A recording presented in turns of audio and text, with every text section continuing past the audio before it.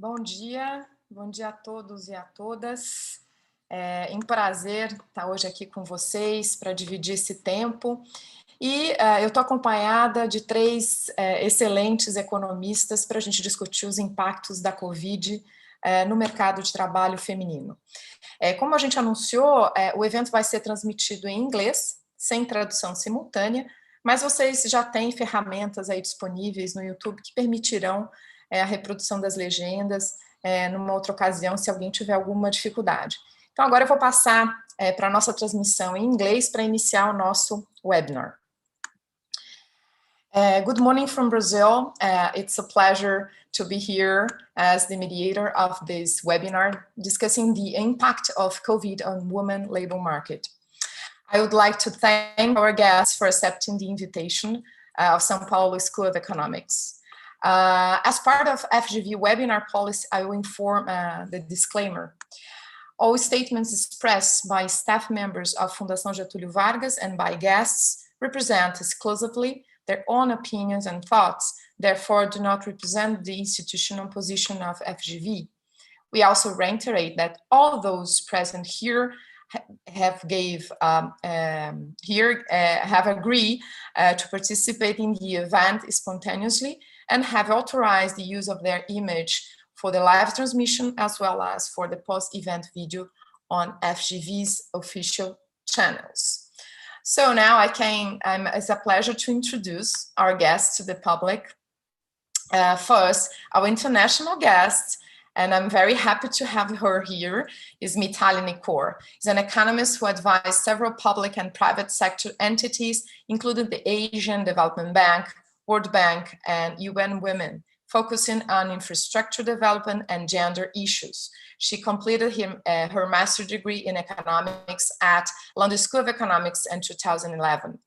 Lorena Hakak, she holds a PhD in economics from São Paulo School of Economics and is a lecturer at the Department of Economics from University of São Paulo. She coordinates the Family and Gender Economics Study Group, GEFA. Her work is based on the family formation and gender inequalities and what impacts these decisions may have in relation to marital surplus, social inequality, cultural traits, intra-family bargaining, and demography. Research fields include family economics, gender economics, applied macroeconomics, and game theory. Finally, Lycia Silva. Lycia holds a doctorate in public administration and government with emphasis on politics and economics of the public sector from FGV Business School of São Paulo, with visiting scholar at MIT and University College London. She's currently a lecturer at São Paulo Business School of FGV, Deputy Director of Center for Learning and Evaluation and Results for Brazil and Lusophone Africa from FGV.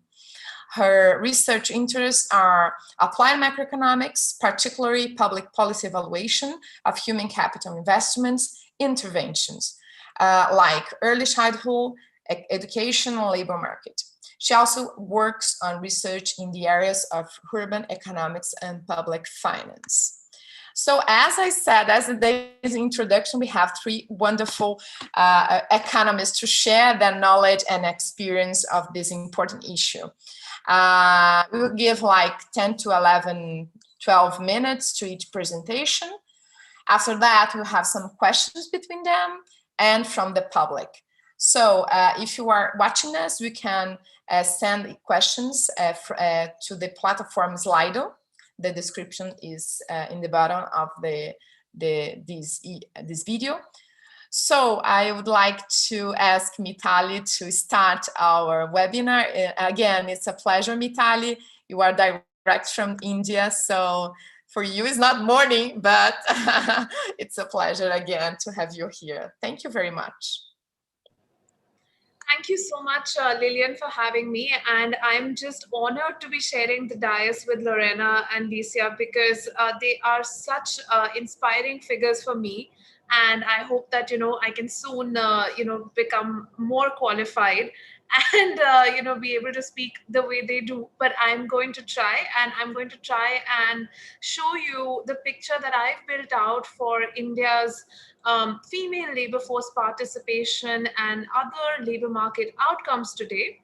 I've actually been working on India's, labor market issues for the last 3 years. And I've written a book chapter on the subject, which was published last year. And then this year, I've actually been working very closely with my team at Nikore Associates to understand how COVID-19 has actually affected women and labor markets in India. So, to think about it, the first thing is that where does India really stand, when it comes to women's empowerment globally? India is actually ranked 112th on the World Economic Forum's Global Gender Gap Report 2020 on gender equality. And one of the reasons why India has done so badly on this index is actually because of economic participation and opportunity. India scores very low on that, even though we score quite highly on educational attainment, health, and survival. And that is for me a conundrum, because when I look at the data over the last few decades, starting somewhere around 1987, where we have very good data from the government's National Sample Survey Organization, and just a simple review of the labor force participation rate in urban and rural areas for men and women here is presented. And we can see that the female labor force participation rate for 15 years and above, the working age essentially, has declined steadily from 47% in 87-88 to 24% in 2018-19. In fact, the FLFPR hit its nadir in 2017-18. And this was, we can see the rural and urban graphs in front of us, and this was primarily driven by a whole exodus of women from the rural labor force. So I think the first fact to really absorb is that this decline has been happening over the last few decades. It's not new, but COVID has definitely made these trends much worse, as I'll discuss as we go on. Now, I just want to mention one or two small things here. Why is this trend really so evident? There are so many discussion points and questions around it. But one of the major reasons which we've discovered is around occupational segregation. What has happened over the last few decades in India is that women have remained concentrated in low productivity, low growth professions. And had they been moving into growing industries, especially rural women, if they had been growing, going into manufacturing or services, and not remaining concentrated in agriculture, there are a whole new set of jobs and job roles that would have come up for them. But this did not happen, and the growth story in India, the growth that we've seen in services sector particularly, has not trickled down, especially to rural women. So this is overall high level and very, very simplified summary of what we observe in the last few decades. Now, when we move on and look at the impact of COVID, we actually saw that there were 5 factors. And how did we find these factors? There was a combination of course, data work, but also consultations. We actually spoke to women's groups across the country in 13 states of India over the last year, around 35 consultations. And these are consultations that we continue to engage in at this moment. And we're building on this research, and we plan to do this for another 2 to 3 years to collect qualitative evidence on what is going on with women's workforce participation. And here are some of our findings. The first thing I want to talk about is, of course, still data related, which is about the income and job losses, which have been disproportionate. So the first thing is that the national lockdown post-COVID was actually declared in March 2020. And just a month after that, in April 2020, we saw that the female labor force contracted by 27%. The male labor force, on the other hand, contracted by 13%. So while we saw, of course, that, in absolute numbers, there was a much higher job loss for men, proportionately, when we look at the employment numbers as well as labor force numbers, women bore the immediate impact of the national lockdown, and they immediately were the ones who moved out of the labor force and also lost their jobs. I'll move on to the employment numbers as we talk. And when we look at the year-on-year differences through the year, through 2020, we can see that, of course, this is the sort of 27%, 25.6% number that I was talking about. These are the year-on-year differences. That was a difference of March 2020 to April 2020. Here we are comparing, say, for example, April 2020 with April 2019, May 2020 with May 2019. So the year-on-year differences. And even in December 2020, which is the latest month that we have data for, we can see that the female labor force actually declined by 14%, but the male labor force only declined by 1% versus December 2019. So we can see that, the male labor force is coming back. There's a recovery that's happening. And even at its peak in April, the male labor force had only shrunk by 13%. Whereas the female labor force, while there was a, upward movement somewhere towards June and July, and then from August onwards, then there's a decline again. And in December, it falls down to 14% lower than December 2019. And then when we look at the rural-urban differences, we can clearly see that the difference is much starker amongst urban females. And I have some interesting numbers here. Urban females have actually had the slowest recovery. So I've actually calculated the recovery rates, and these recovery rates are simply just, compounded monthly growth rates over April to December 2020. And we can see that women's recovery in employment was minus 2.75%. So that is, they were losing jobs at the rate of 2.75% per month, whereas that's urban females, whereas we can see that rural females and females overall is lower than this. And for men, actually, it is very, very small. It's just a loss of minus 0.02% for rural men. So rural men were actually bouncing back throughout the year, whereas urban females were the ones who lost out the most.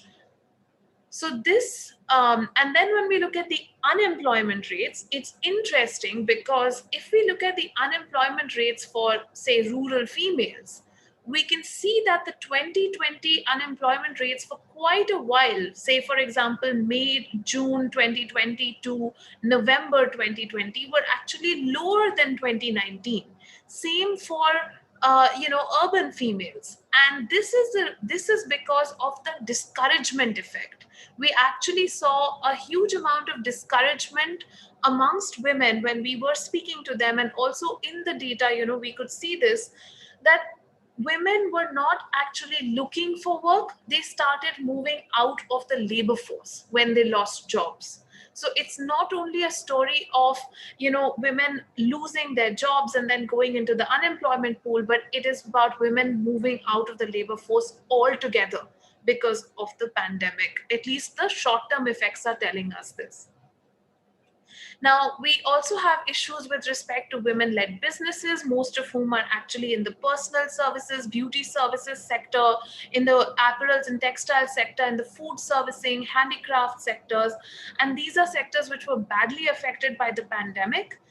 And, a lot of women-led enterprises, like almost 85% of women-led enterprises saw a fall in their revenue, or, need to use personal savings to meet working capital needs.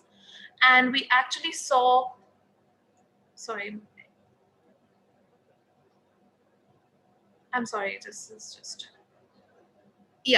we actually saw that women entrepreneurs were facing a huge working capital crunch.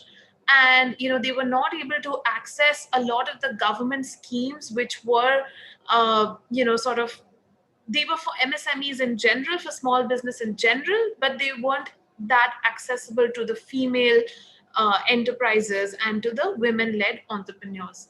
So I think I may have already used up a lot of my time. Do I have any more time left? Yes, yes, Oh, you have. great, great. So then I'll just take 2-3 minutes more to quickly go through the other Yeah, points. yeah. Uh-huh. Okay, Yeah. fantastic. So the other points that I want to make are less data heavy and they're more sort of qualitative in nature based on our consultations. So we actually found that there were three reasons why women felt that during COVID, of course, mobility restrictions were there on everyone. But why did women feel this more? This was actually a result of aspects of social life which affected women more, like lack of access to public transport. We know that 84% of trips made by women in some urban areas, most large cities, are actually made using public transport. And public transport was actually not available for at least 6 months last year. So this actually reduced their access to workplaces and to educational institutions even as they started to open up. Also, we spoke to a number of female students, and they reported saying that my parents don't actually allow me to leave the house anymore. And this was, a point which was echoed also by small self-help group and women entrepreneurs in peri-urban areas or semi-rural areas, because they felt that there was now this additional need to justify why they would have to leave the house.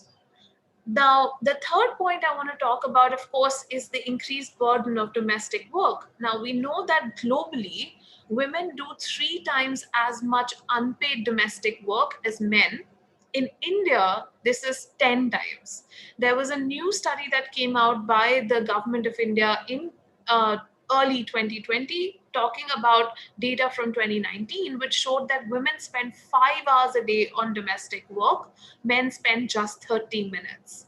And this is reflected in data across rural and urban areas. In fact, in rural areas, men spend 7 minutes more than urban men on unpaid and domestic work.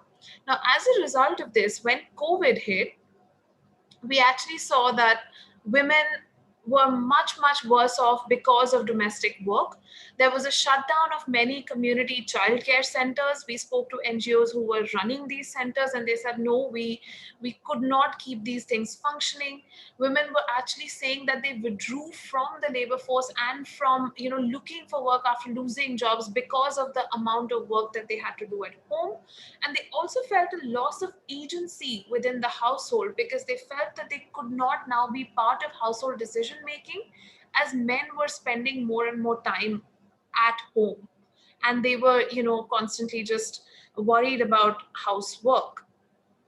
And this has been documented in other studies as well as in our consultations. The last but one point is around gender digital divides. We actually observed, I mean, this is documented in the data. There's a beautiful Harvard paper which actually talks about these statistics, and it's also been talked about by the GSMA, the Global Mobile Association, which talks about the fact that actually 63% of adult women in India own a mobile phone, but only 21% have access to the internet. And so the gap now is not only in terms of mobile ownership, but what kind of mobile you have, because women are more likely to own feature phones as opposed to smartphones. And then if they own a smartphone, they're very unlikely to use all of its features, especially to, for work. Because we spoke to a number of women entrepreneurs from West Bengal, Maharashtra, and there was a hesitancy in moving to online marketplaces. Even using WhatsApp for business was difficult for them.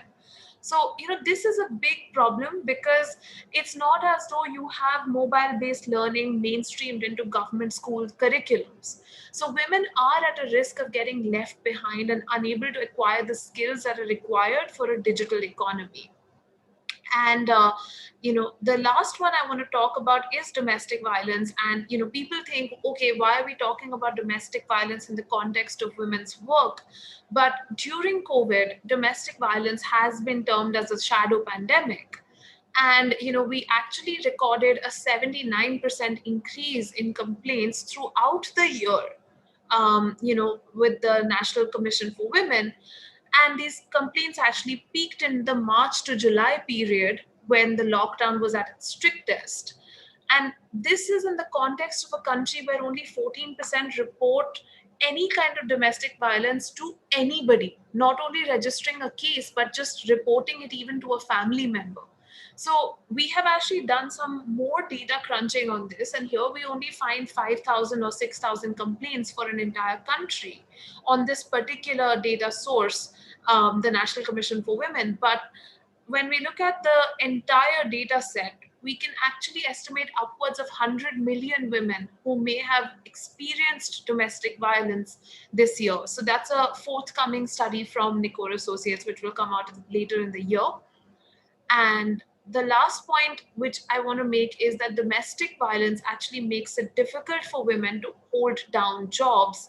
And at the same time, the lack of financial independence makes women more susceptible to remaining in violent relationships. So there's a cyclical effect here, which is why it's so difficult to actually find which is the cause and which is the effect, because it's being played out in our society in real time. One very interesting paper was by Ravindran and Shah that came out last year, which actually showed that in some of the districts which had the greatest mobility restrictions, there was a huge spike, almost a 131% increase in domestic violence complaints, versus the restrictions being less in green zone districts, and the spikes being lower over there. So, with that, I will stop. But I just wanted to give this holistic picture, really, of women's work, saying that yes, women have been in those sectors which have suffered the most, and naturally the job losses are occurring there. But there are a host of sociological factors which are also impacting women's labor force participation. Thank you. Thank you, Mitali. It was a really impressive figure about what's going on in India. I can say that we will discuss, I think, many features we can find in Brazil.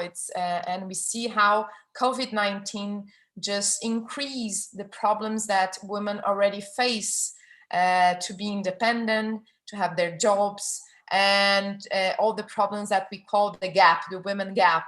So very impressive, the numbers from India. So I think that I just became emotional with all your information. So it was really important to our discussion. Thank you, Mitali. So we can move forward. I would ask for Professor Lorena to present. Thank you very much to be here again. Please. Okay. I will share my screen.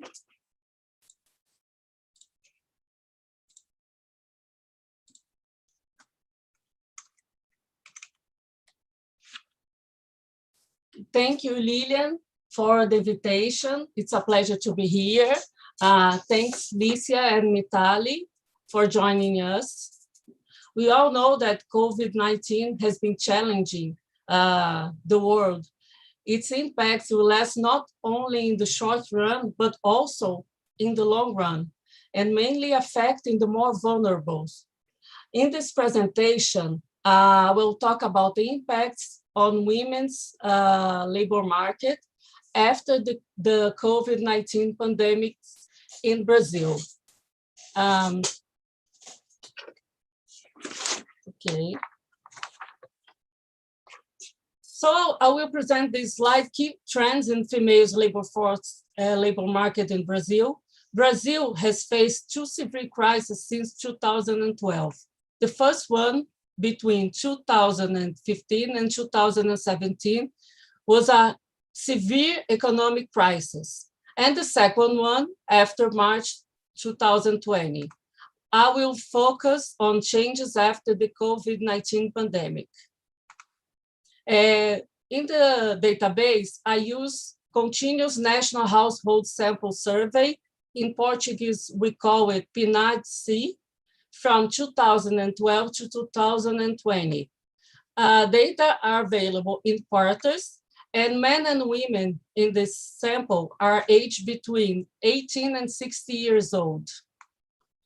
I will, in this slide and the next one, I will provide a flavor of the database. So the mean age we can see that women, on average, they have 1 more year than men. And in years of schooling, women on average, they have 1 year of schooling more than men.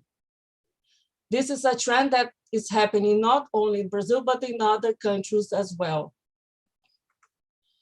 Now, let's talk about employment. In this picture, in this graph, I divided men and women in 2 groups, without children and with children under 5 years old. We can see in the dotted pink line in the bottom, it's the employment of women with children under 5. As we can see, they had the greater decline in the last few years, also after the pandemic. And the employment of women with children under 5 decreased 3% from the last quarter of 2019 to the last quarter of 2020. And the difference between employment of women with children and those without children increased 4.5% in the same period. So we see that the situation of women with children, it's getting worse. When we look the total employment, total women employment, during the last year, 3.6 million female jobs were lost in this period. Here I show you some trends on share of employment in selected occupations. We know the choice of the occupation itself is not gender neutral. And here I show you some occupations. In the bottom, in the blue line, is physicians. It's throughout the years, it's stable their participation in employment. The green one is women that work as managers. And since 2016, we have a slightly onward trend. And after the pandemic, we can see that both care workers and hairdressers, they had a marked decrease. We can think about maybe more unskilled jobs or because of the social distance, but the decrease was more intense. And I want to specific show a graph about female household workers, because they represented in 2012 almost 12% of the share of employment in Brazil, and now less than 8%. Throughout these years, female household workers have lost 35% of their placements, and only in the last year, from the fourth quarter of 2019 to the fourth quarter of 2020, they lost almost 900,000 employments, equivalent to 22%. And usually they have less years of the schooling. They are most of them are Black, and they are heads of the household. So it's a huge problem for those families, for them and those families. Here's about real income, the difference between women in the pink line and men in the blue dotted line, the difference. These green columns are the difference between them. The real income are in reais from the fourth quarter of 2020. The orange column is the first quarter of 2020. And then we see that this gap is decreasing after the pandemic, but it's interesting, the slope of the distributions. The increase in the second and the third quarters after the pandemic, and then decrease again. Probably this is due of the withdrawal of some workers from the labor market. They just left the participation. And then in the last quarter of 2020, we in Brazil, we had a recovery of some recovery of the economy. Here I divided the sample in married or cohabiting men and married or cohabiting women, and labor force participation. We can see there is a huge difference between married men and women and their participation in the labor force, but it's been decreasing throughout the years, but it's still it's an important difference. For example, in 2020 was almost 27% the difference, and this difference increased after the pandemic. And we can see that the decrease in participation of men and women, that it's different. They are more marked to women. So, and another point is that is very important. Throughout the years, we could see that there was an upward trend in the women's labor force participation since 2012. And it changed, the trend changed after the pandemic, and the difference, the labor force participation between married men and married women rose 6% from the last quarter of 2009 to the last quarter of 2020. Now, another important issue from here in Brazil, single mothers. For let you to give you a picture of that, in 89% of households with children and only one parent, this parent is the mother. She's the head of the household. So if we compare, here is the labor force participation rate. The purple line is total women, the blue dotted line men, yes, and the dotted pink line is single mothers. On average, they participate more in the labor force than total women. But when we see the decrease after the pandemic, it was more marked for them. The downward trend in the labor force participation of single mothers was 9%, while 7% in women in general. And men, they had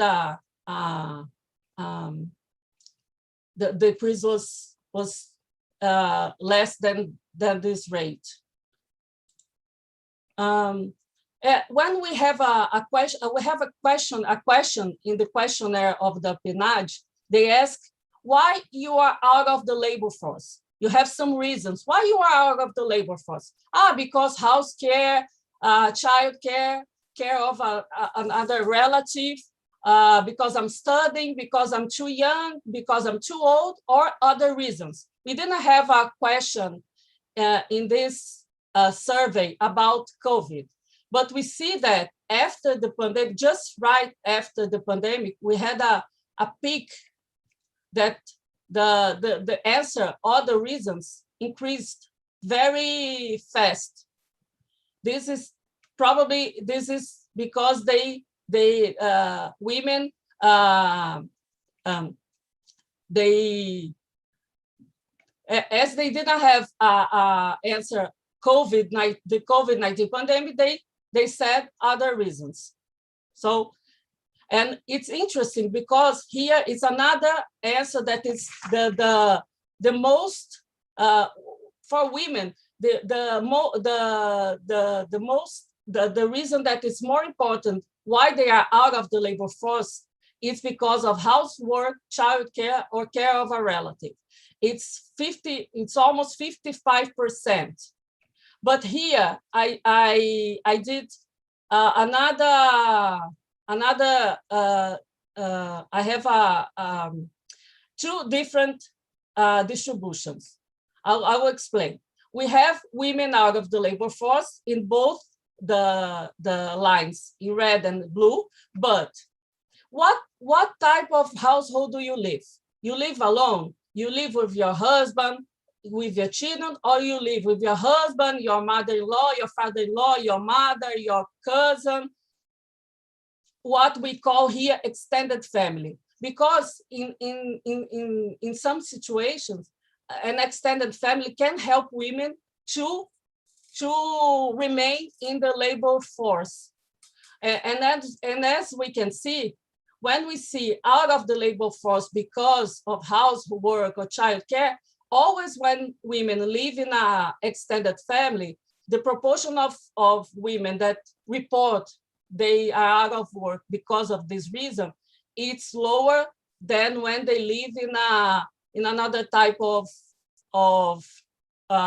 household.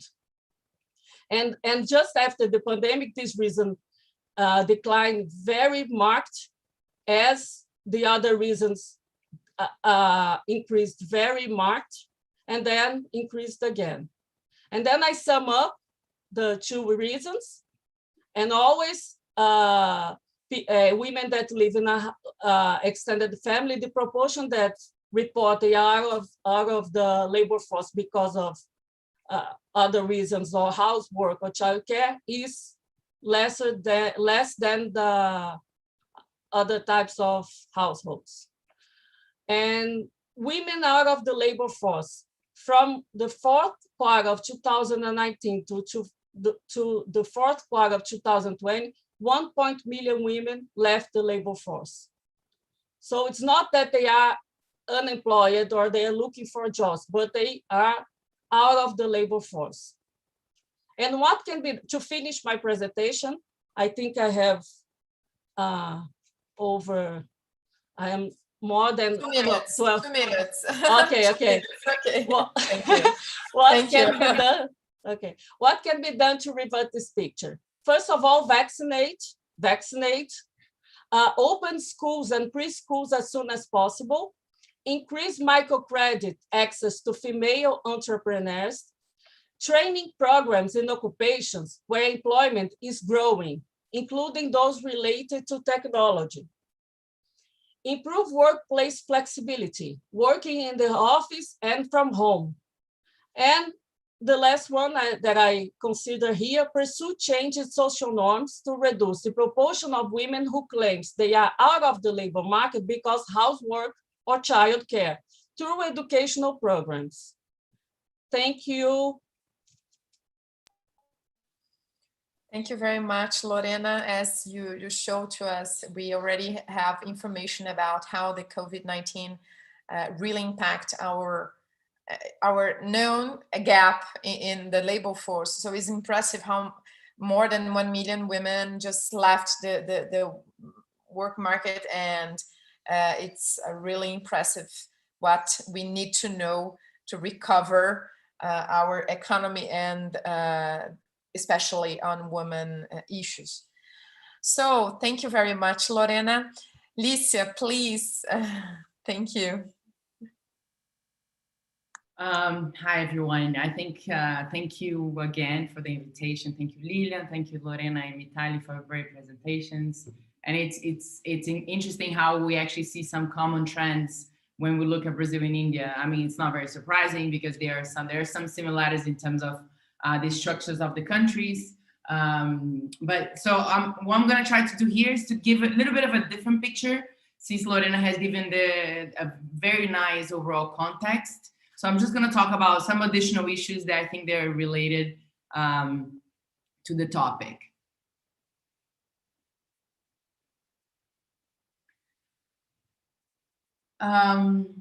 Okay, so I'm just going to talk a little bit in the beginning, just a very brief context, recapping what Lorena has said, because it sets out the argument for what I'm going to talk about.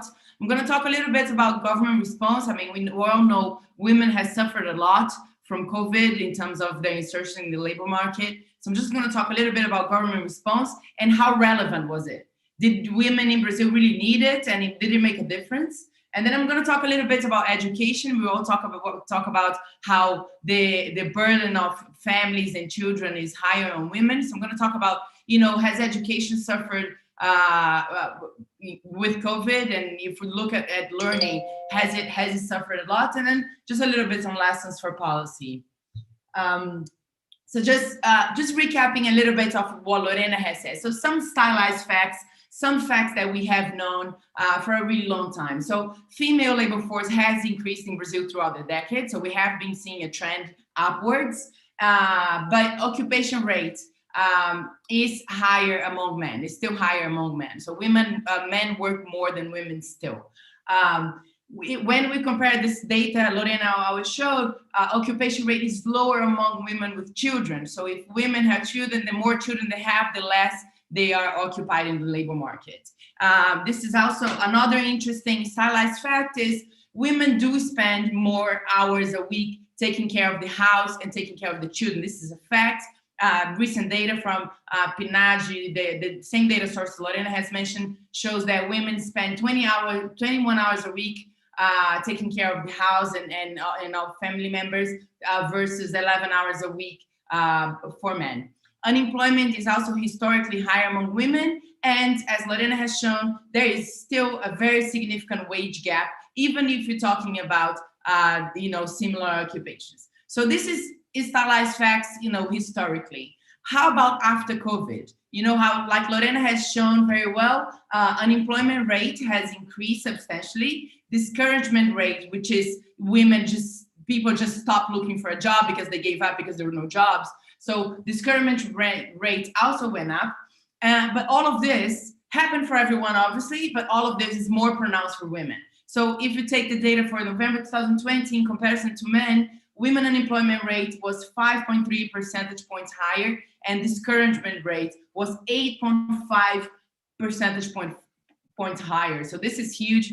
I mean, we can see that a lot of women just got discouraged. They just stopped looking for a job. They just left the labor force.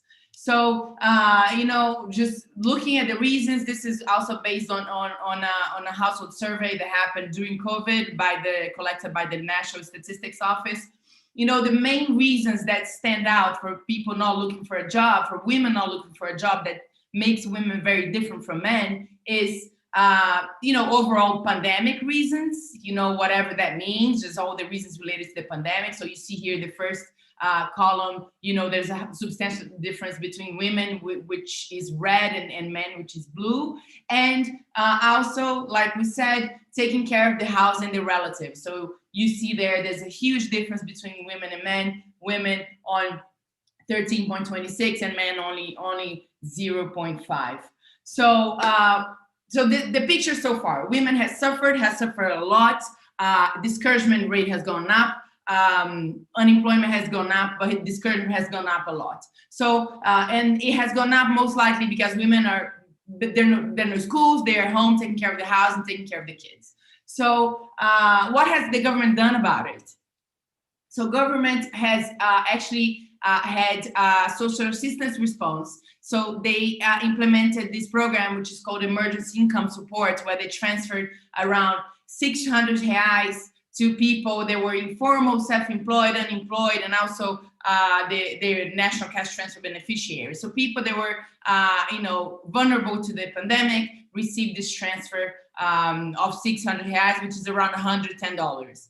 But actually, single-parent households led by women received twice as much. So they're talking about 1,200 reais, which is twice as much. This has happened last year between April and December, so there were 9 installments, and this has been interrupted, and now a new one is being launched to start in April, but with a much lower amount. So women, single-headed households led by women will receive 300 reais, which is probably around $50, so it's not very much. So in terms of of absolute numbers, so number of beneficiaries receiving the 600 reais transfer is around, we're gonna look at the red column here, which is the one up to August 2020, is around 56 million people. But 10 million, nearly 11 million households led by women received the transfer of 1,200 reais. So this is actually around 16% of beneficiaries were single parent families led by women. So this represents around 42% of the households who receive IES led by women. This represented around 42% of total households led by women. So this was actually quite significant in terms of total, like nearly half of the households led by women received this government transfer, which represents 14%, 14 million households for women, and for men it's also around 40%. It represents around 15 million households for men, led by men.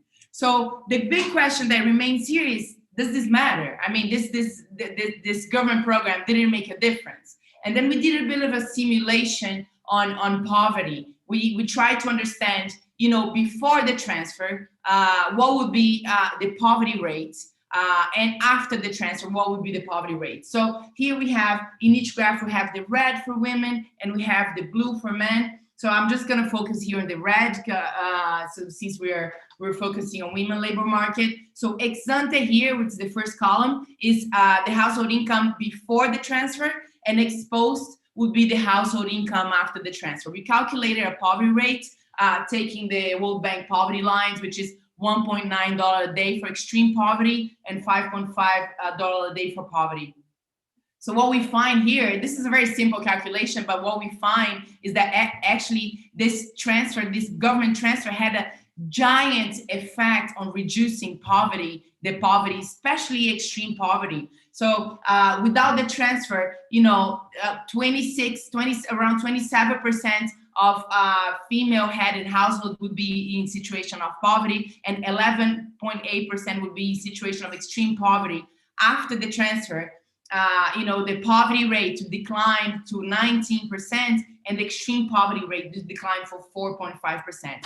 Obviously, this was also relevant for men, but for men, for women, if we're talking about in terms of percentage points and importance of the total, in terms of absolute number of women that took out of poverty, this government program, the emergency income support, was crucial to alleviate poverty, particularly for women. So just a last argument, I know we're running out of time, so it's just last argument to finalize. So the whole story here is, we're talking about labor markets, how women have been hit harder than men, higher unemployment, higher discouragement rate, and they're in a very vulnerable situation of poverty. Government transfer have taken a lot of people out of poverty, so there's a lot of families who are led by women which depend on the government transfer. So on top of all of this, we have the learning losses, because all the schools were closed for nearly all of 2020. So we did a study which is a simulation of learning the 2020 due to COVID. So basically, it's a very simple model where we took into consideration the students learn in a typical year, how much the classes were interrupted, the time the classes were interrupted, and eventual learning with remote teaching, because a lot of people were actually, in a lot of schools, there was actually some remote teaching. So we had mainly we simulated 3 scenarios, and optimistic ones in which students would learn just as much as long as they attended the classes, the remote classes. Intermediate, which students will learn proportionally with the amount of remote classes that they took, amount of hours that they took when compared to regular school. And the pessimistic scenario, in which students will learn nothing. So, what we find here, this graph is a nice way to put it. So basically, we're looking at a very tricky situation for education in Brazil, where, education may retrocede several years, actually up to 3 to 4 years in Brazil, because of all these school closures.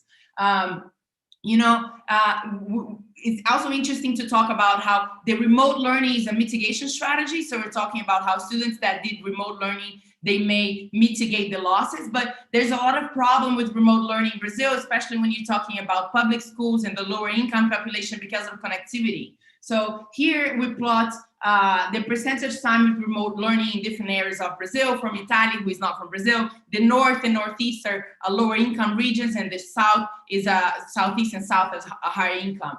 So here we see a correlation. I mean, the percentage of time with remote learning as a proportion of total time students would spend in school are very small. I mean, around 20 to 30% in the north and the northeast, which is the lower income regions, and go up, they're higher in the south. This means that students in the lower income areas, they were not getting much learning at all. I mean, and they were just staying all this time without learning, and actually at home, you know, having their mothers to care for them and take care of them. So this is just the same information in level. So just the bar in the left is the typical learning in a typical year, and the very far on the right is on our pessimistic scenario in which they would not learn anything from the remote learning. So this is only the learning they would get from January to March that year.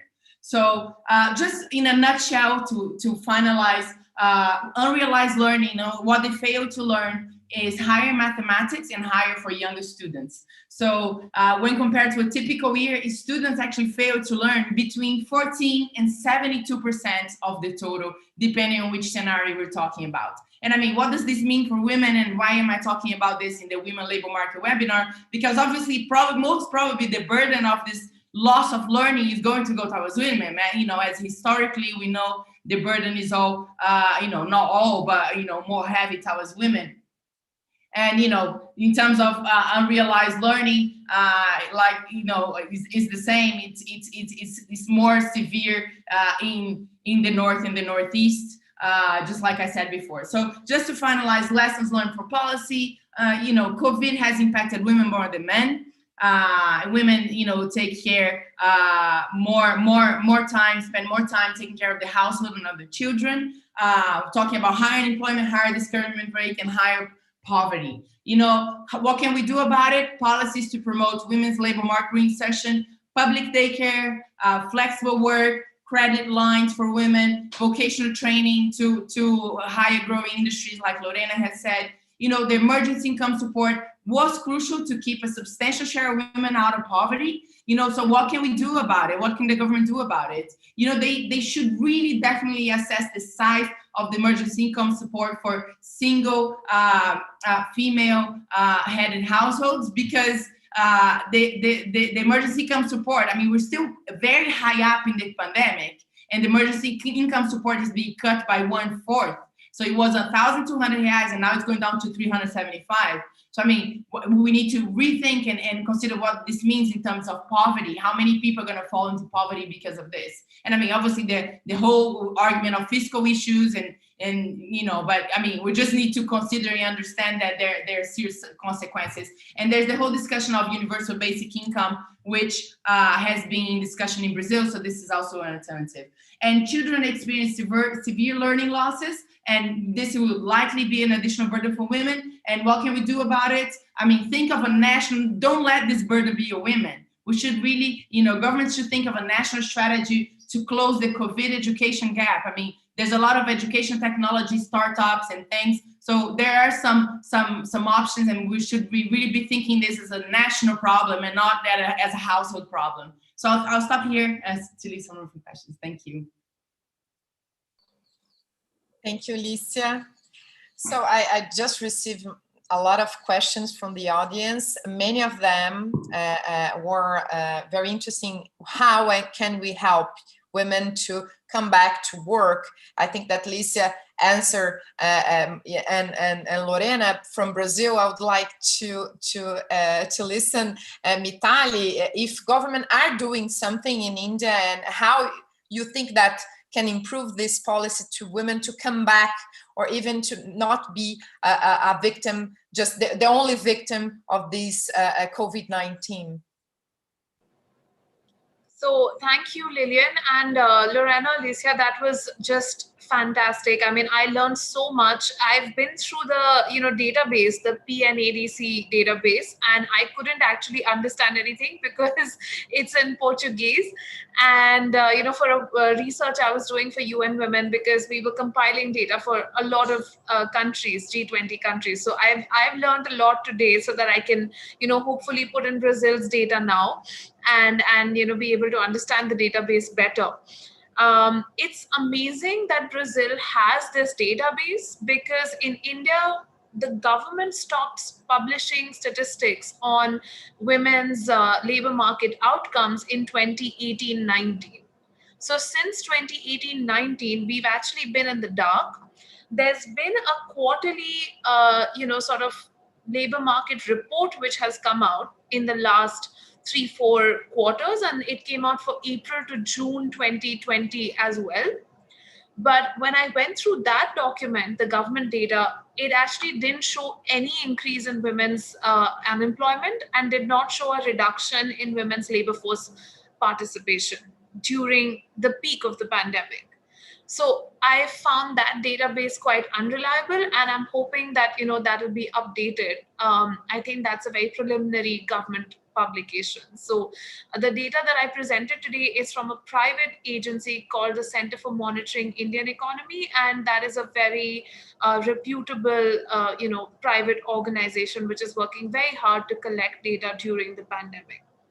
Now, with respect to the response of the Indian government, I think the emergency income support program of Brazil has been praised internationally. Even within our discussions at UN Women, we've actually discussed this, that this is one of the case studies for the world on how it has impacted not only women, but low income households, and it's been a consistent kind of support. In India, it has not been like that. The support that was given under the PM Garib Kalyan Yojana, the PM GKY as we call it, in the policy circles, actually was around just for 3 months, April to June 2020. And that actually involved a 500 rupee transfer. So that's about $10 to $15, depending on what exchange rate you use per month, for women. So around 200 million women in India, poor 200 million women, were entitled to this. And the good thing is that they got it. Now, the problem was that in order to withdraw this money, they had to actually go physically to a bank near their home. And during the lockdown, that was pretty much impossible. But post the lockdown, they were able to access this. Another thing which happened was that the government gave a lot of free food grains. So while they didn't give money, they actually gave food grains, and they gave money to farmers, not to any other group, but to farmers. Now, this also is a contentious issue, because the particular farmer groups to whom this money normally goes to are farmers with land. So they are actually not as badly off as the farmers who are landless or, laborers in farms.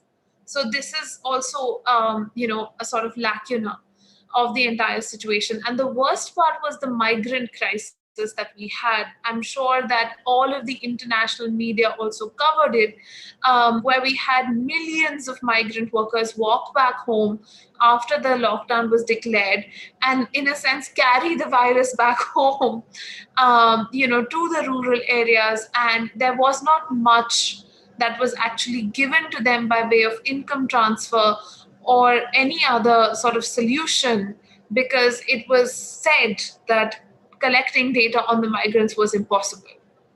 So, in that situation, when the budget was announced in 21-22, I did expect that there would be an increase in social protection as a big budget head.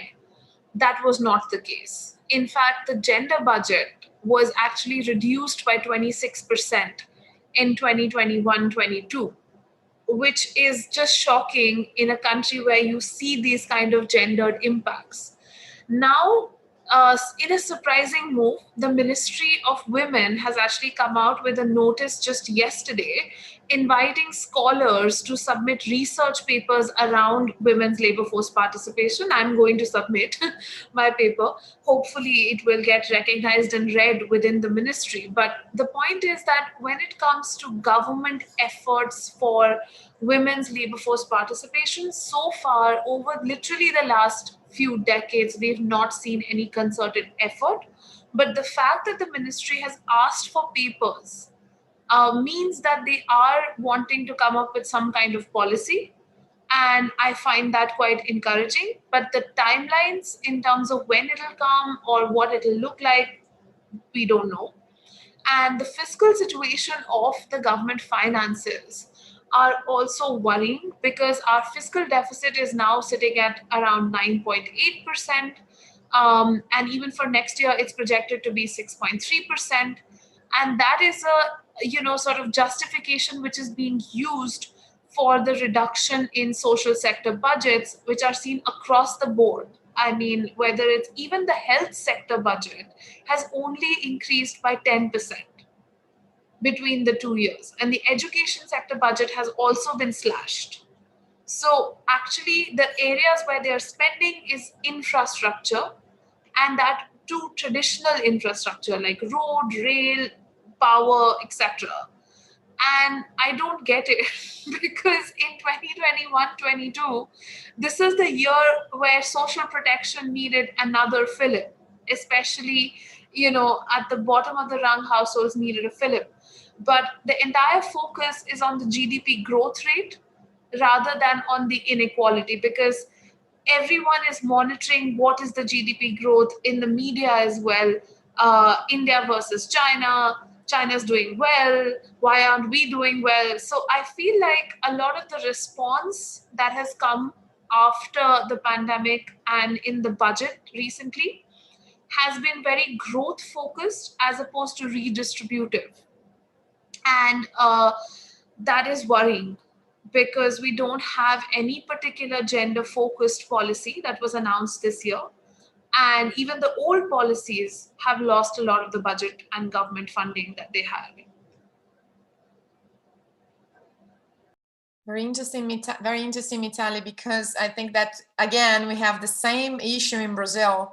And maybe it's for the government a trade-off between helping this social problem, very huge social problem caused by COVID-19, and the budget and all the fiscal limits that we have to face it. But Yeah. we know as economists that we have to spend a little more money to prevent from worse scenarios in the medium and long run. So it's the same issue in Brazil. Another question that I would like to ask to Lorena about the huge number of women that are just left the work labor.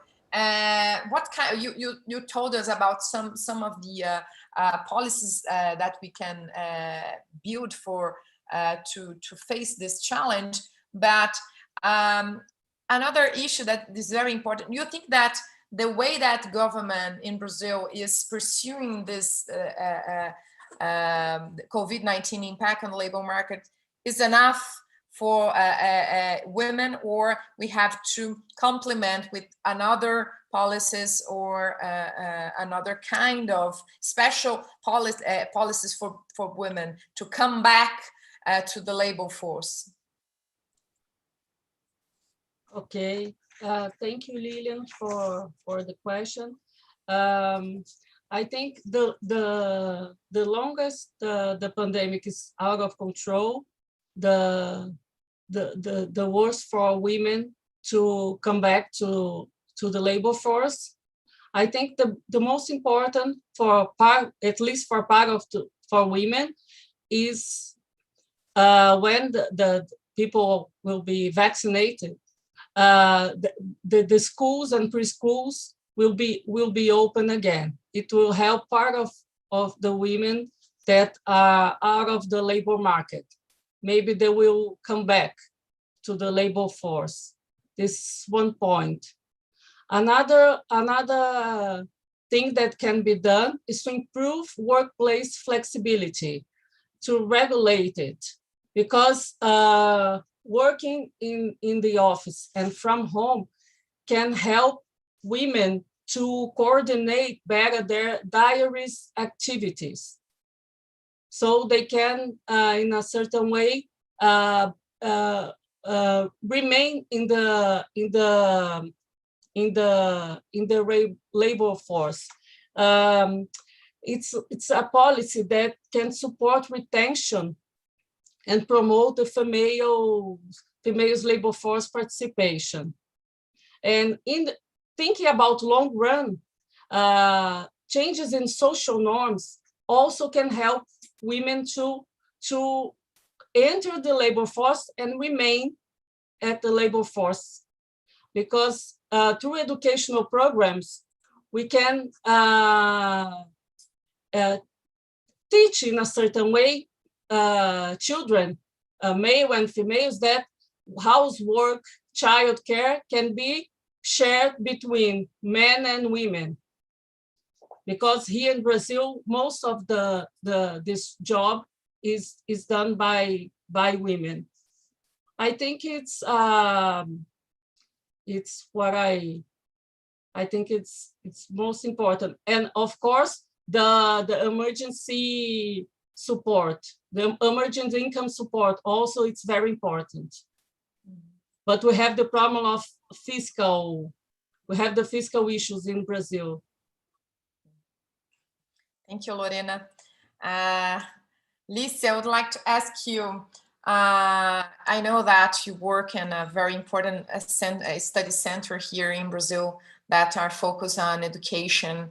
And I would like to ask you, because everybody's asking us how to mitigate, because we know you presented the diagnosis from India and Brazil.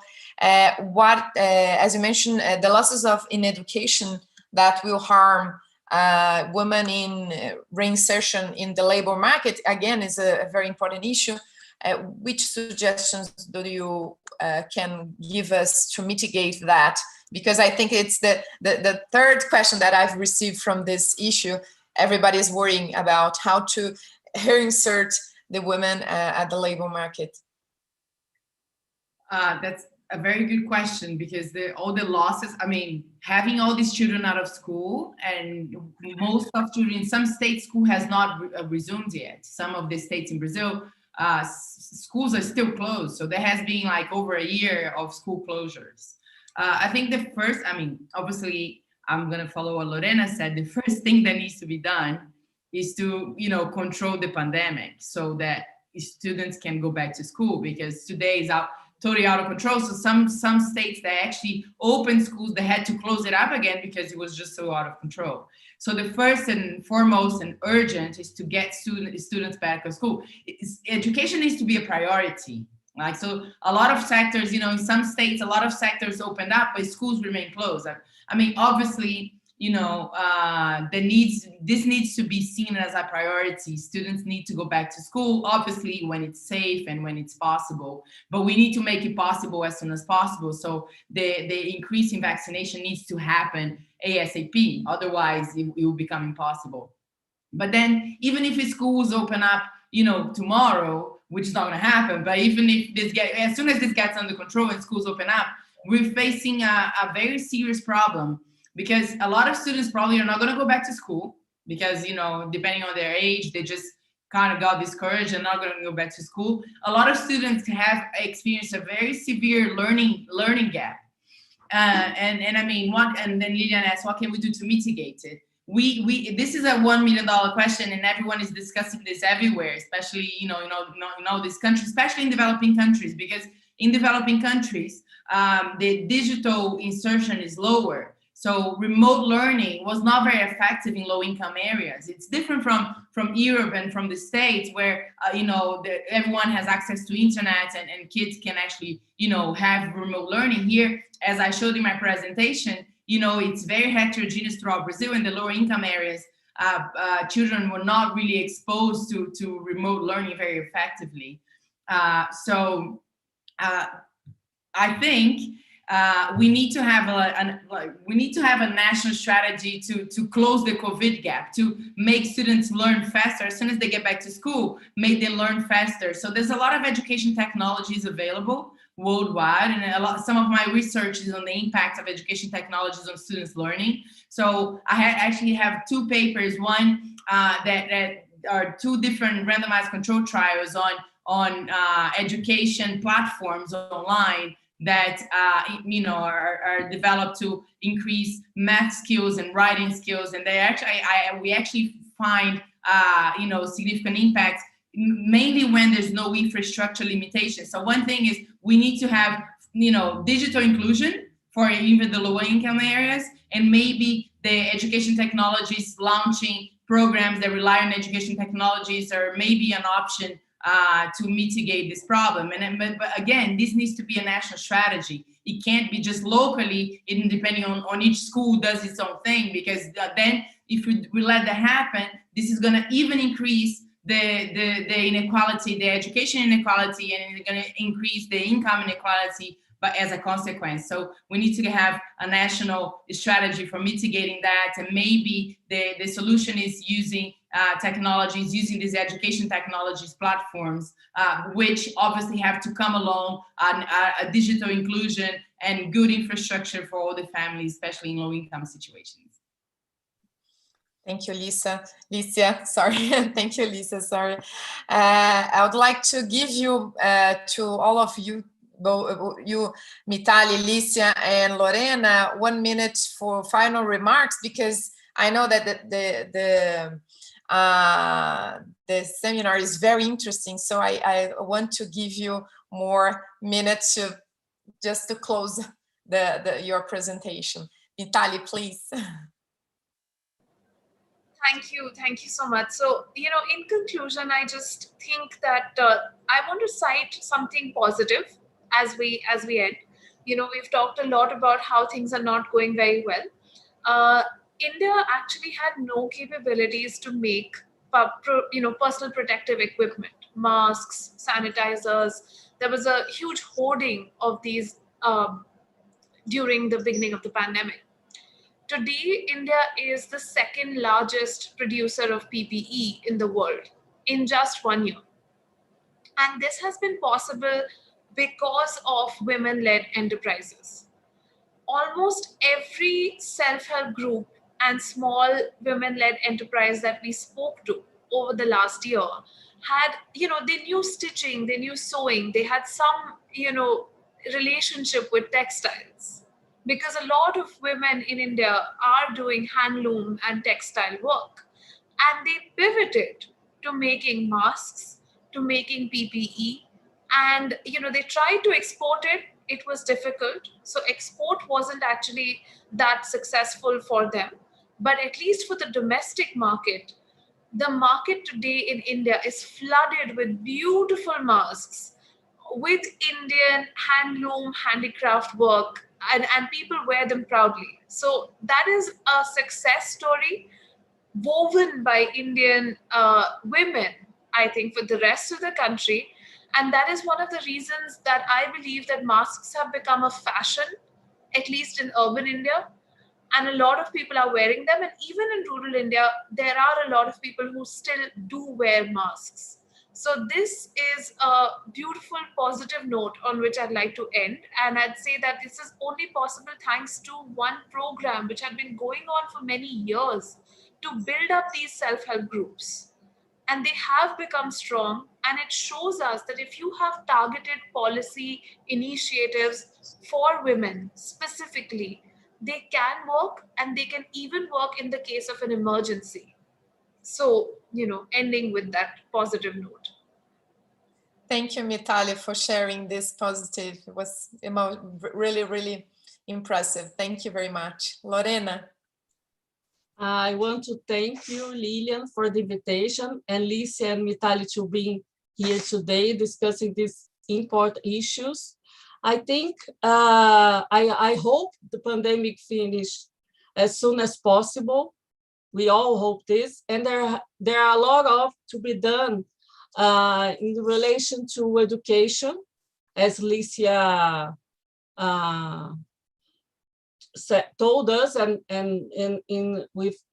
show us with her presentation, in the labor market in general, especially about women.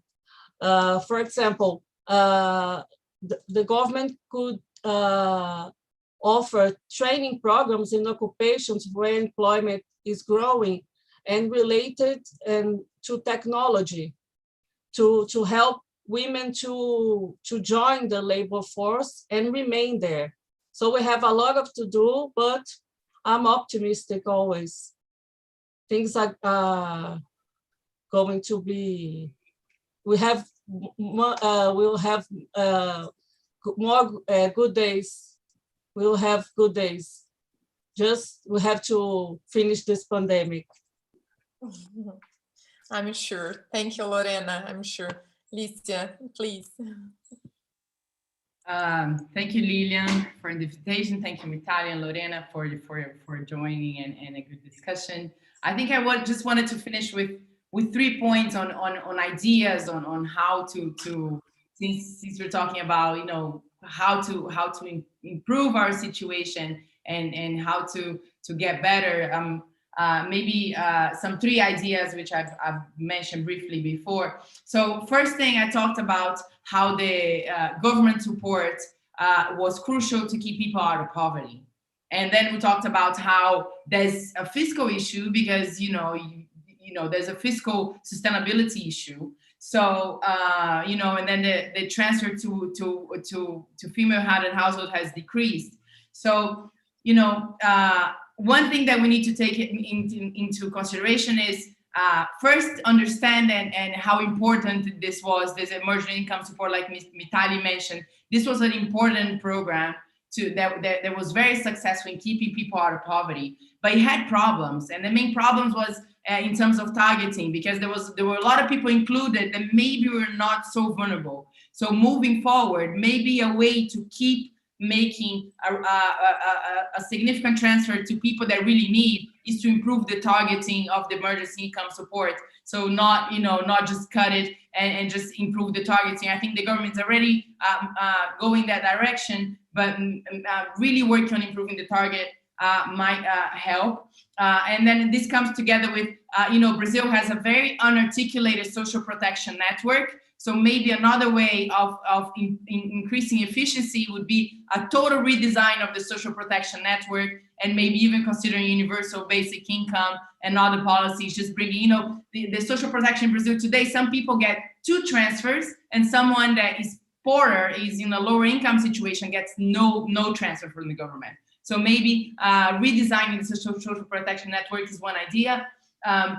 Also, in terms of labor market, the government should think about gender-specific policies. I mean, obviously, we need policies to reinsert everyone in the labor market, because not only women lost their jobs and are in discouragement, but that obviously, as we have shown here, the situation of women is women have been hit harder by the pandemic. So there needs to be, moving forward, a gender-specific labor market policies. And last but not least, we need to think about these children, not only because, it's a lesser of a burden on women, but also because this is a whole generation that's going to suffer in terms of, harmed human capital accumulation. So we really need to think about this generation that has mainly lost, 1 year of classes and with very heterogeneous access to remote learning. So we need to think, and I think the technology has an important role to play moving forward in terms of mitigating education losses. I think I'll stop here. Thank you.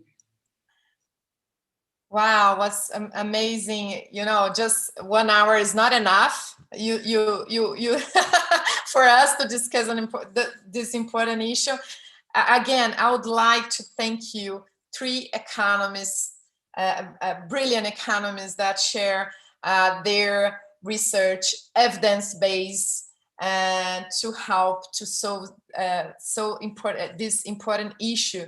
So I would like to add that it will be a pleasure to have you again at the end of the year, to see what happened with our data, and then to meet again and to share more information, because I think it was really rich for Brazilians. And I think to know more from India was it's a really puzzle for me to know more what is happening there. A huge country and a very mysterious country for me. I hope to visit India one day, and for me it was a little just a little time to share with you, but a huge impact on my life too, on I think for the people that are watching us today. And again, thank you very much. I really need to finish our webinar, and I hope to see you again in another time. Bye-bye. Thank you very much.